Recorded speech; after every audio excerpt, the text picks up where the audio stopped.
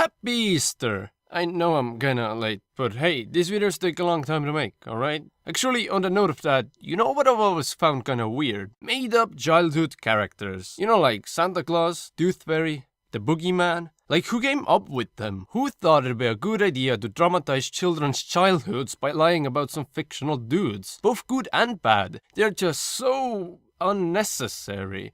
What's even weirder is the fact that even though I kinda dislike those characters, I'll still probably lie about them to my children too one day. It just feels kinda mandatory. Parenting 101. Just lie to your children.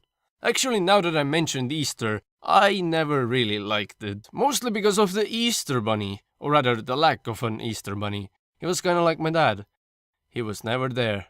I was told he's real, even though he never brought me any presents. I mean, the Easter bunny. Not my dad. I'm not talking about my dad. In Estonia, Easter's a little different. We still play with each other's eggs. Don't take that out of context. But it's more like Halloween. It's not all that popular in its entirety. Not all of its traditions are celebrated by everyone. Example, it depends on the family if they wanna have the Easter Bunny tradition.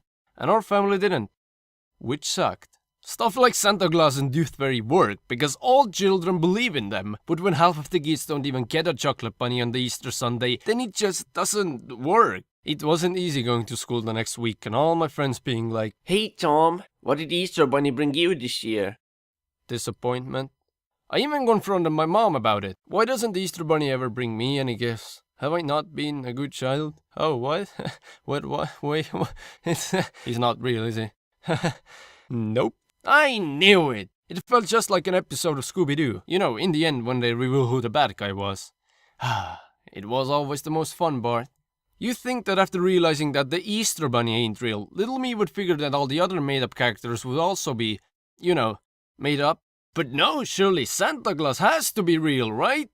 Right? Now looking back at it, my childhood was weird. Because Santa never came either. Because I didn't want him to come. As a kid, I was really shy. I was an ultimate introvert and was scared to make human contact with about anybody other than my family and close friends. In Estonia, we even have a saying for such behavior. It's called memmekas. Usually used to describe little children who are way too attached to their mommies. I wanted to see if English also has such a word, and it turns out it does. It's called pussy. So yeah, I guess you could say I was quite a pussycat as a kid. And thanks to me being such a pussy, I did not like Santa. Not one bit. I was too scared to sit on his lap. And thanks to that, my family had this tradition. Rather than Santa coming himself, he just left all the presents in a big bag behind the door every Christmas. Just out of nowhere. Oh, how did this get here? Every single Christmas. Except one. One year, my family thought it'd be a good idea to go against everything their child hates and invite Santa Claus to our Christmas dinner.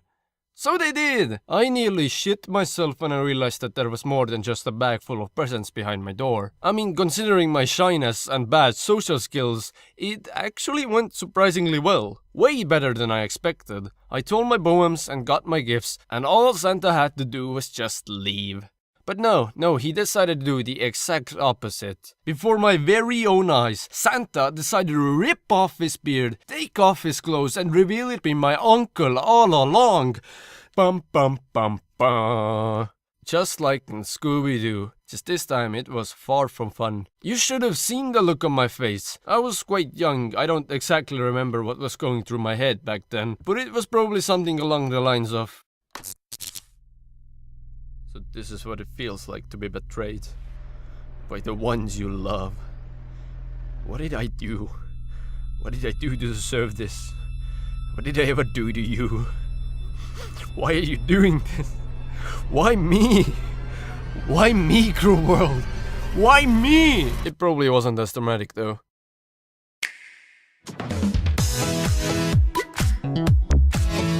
I've even had unpleasant encounters with the Tooth Fairy that I didn't even mention in this video. For most of my childhood, I did what all the other children were doing. Whenever a tooth would fall out, I'd put it under my pillow and get my money's worth. But for some reason, at a certain age, I started collecting my teeth. I don't know why, maybe my mom made me do it or something like that.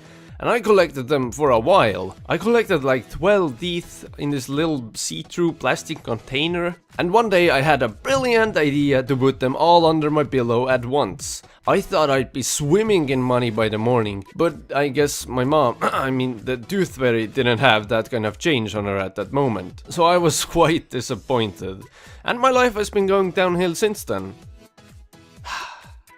Thanks for watching.